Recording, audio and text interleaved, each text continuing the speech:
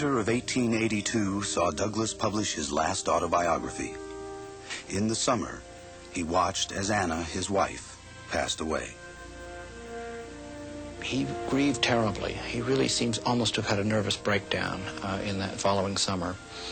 But he pulled himself together, largely through being involved in reform things. And one of the movements that he was very committed to was equal rights for women.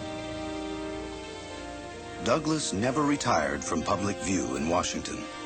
His lecture fee was now $150 plus expenses, and he remained in constant demand. About 17 months or so after the death of his first wife, to whom he'd been married for 44 years, Douglass decides to again take up matrimony. He marries a woman that he has had working in his office. Helen Pitts was nearly 20 years younger than Frederick Douglass and was white.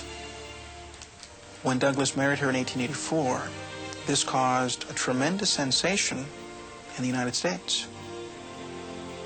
One of the things that Douglass encountered in that new relationship was a realization that despite being the great Frederick Douglass, he was still another black man stepping across the bounds of American society's mores.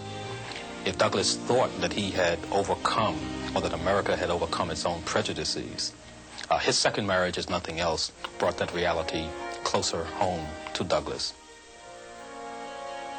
It could be certain, however, that well into his 71st year, Frederick Douglass would not be stopped by bigotry. Late in his life, President Benjamin Harrison, a Republican, recognized Douglass in an interesting way and made him minister to Haiti, the Black Republic. Putting him out there as a representative of America, I think in many ways was, in a sense, a crowning part of his career. It was a career that in many ways was a miracle. Born a slave, he stood in his closing days as a statesman.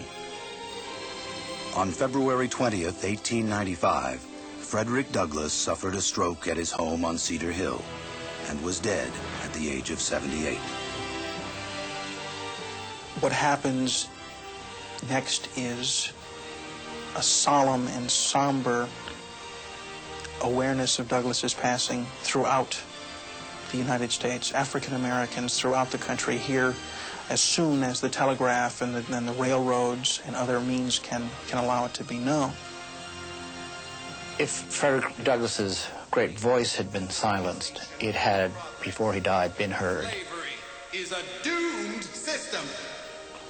Slavery was over. But more than that, he had insisted always that African Americans must have full equality. He never wavered from that.